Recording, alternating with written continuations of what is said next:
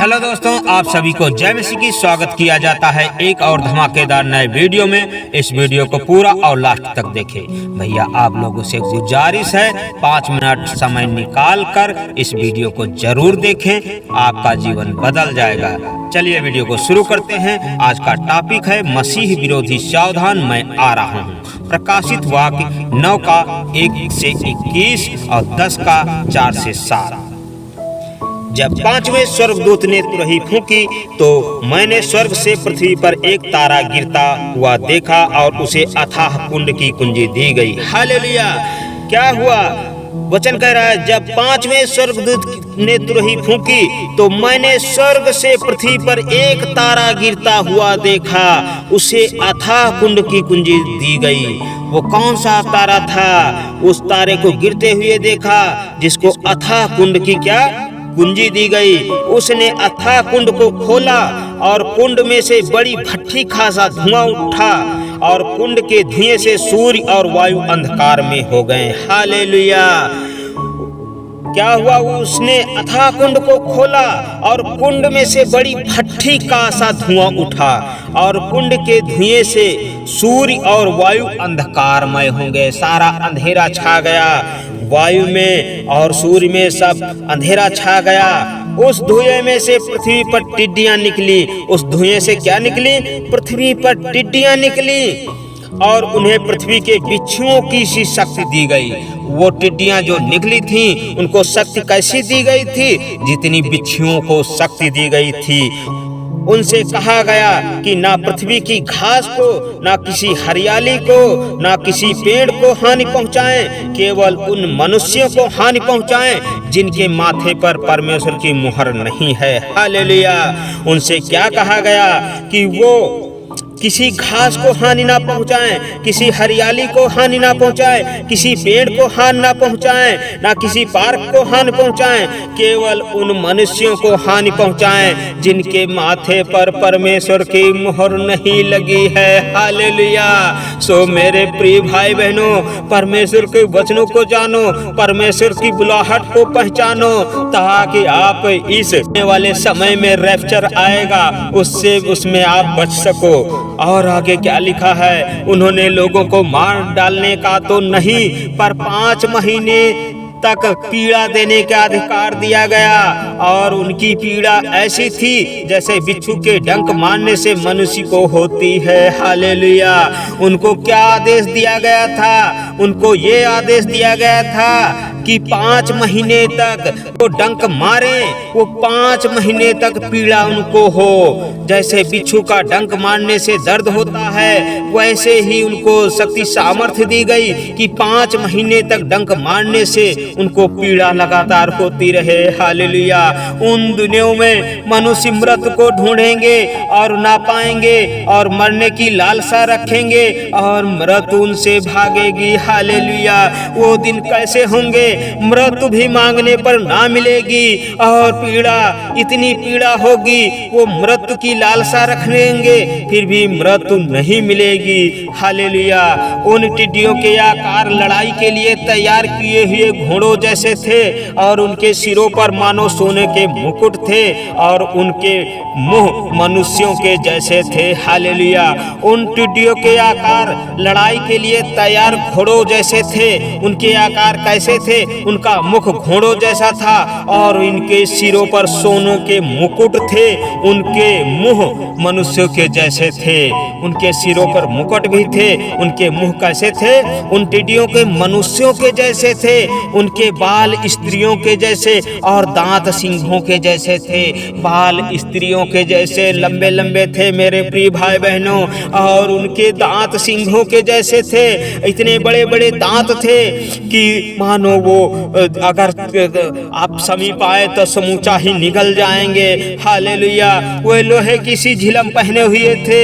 वो ऐसा वस्त्र पहने थे जैसे लोहे की झिलम होती है, जैसी चादर होती थी, उसी तरीके से वे लोहे की झिलम पहने हुए थे। और उनके पंखों का शब्द ऐसा था जैसे रथों घोड़ों का जो लड़ाई में दौड़ते हैं, हालेलुया, उनके पूंछ बिच्छुओं की सी थी, उनकी जो टिड्डियां थी उनकी पूंछ कैसी थी, बिच्छुओं जैसी थी, उनमें डंक थे, उन्हें 5 महीने तक मनुष्यों को दुख पहुंचाने की जो शक्ति मिली थी वह उनकी पूंछों में थी।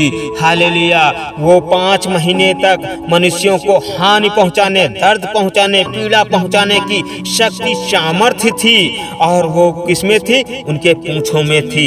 अथाह कुंड का दूत उन पर राजा कर था। जो अथाह कुंड का वो दूत था वो उन पर क्या था? राजा था। उसका नाम इब्रानी में अबदोन और यूनानी में अपुल्योन है। मेरे प्रिय भाई बहनों, इब्रानी भाषा में उसका नाम अबदोन और यूनानी में अपुल्योन है। पहली विपत्ति बीत चुकी, देखो अब इसके बाद 2 विपत्तियां और आने वाली हैं। हालेलुया, मेरे प्रिय भाई बहनों, सावधान हो जाइए। वचन कहता है पहली विपत्ति बीत चुकी, देखो अब इसके बाद 2 विपत्तियां और आने वाली हैं। हालेलुया, क्या है? लिखा है जब छठवें स्वर्गदूत ने तुरही फूंकी तो सोने की वेदी जो परमेश्वर के सामने है उसके सींगों में से मैंने ऐसा शब्द सुना। हालेलुया, जब छठवें स्वर्गदूत ने तुरही फूंकी तो सोने की वेदी जो परमेश्वर के सामने है उसके सींगों में से मैंने ऐसा शब्द सुना, मानो कोई छठवें स्वर्गदूत से उसके पास तुरही थी। कह रहा है उन 4 स्वर्गदूतों को जो बड़ी नदी फुरात के पास बंधे हुए हैं खोल दें। वो कैसा शब्द सुनाई दे रहा था? वो शब्द सुनाई दे रहा था मानो कोई छठवें स्वर्गदूत से जिसके पास तुरही थी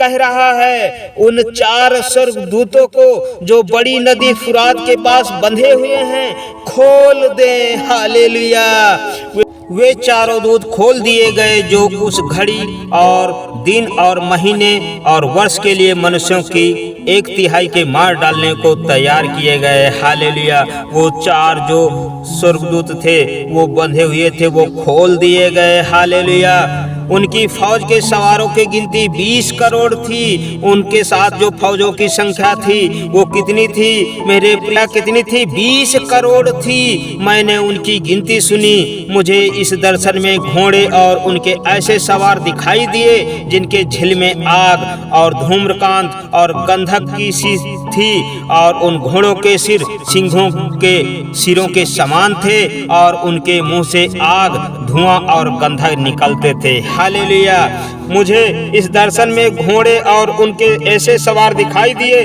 जिनके झिल में आग, जिनके वस्त्र पे आग धधक रही थी, धूम्रकांत और गंधक सी थी, गंध आ रही थी, और उन घोड़ों के सिर किसके समान थे? सिंहों के सिरों के समान थे।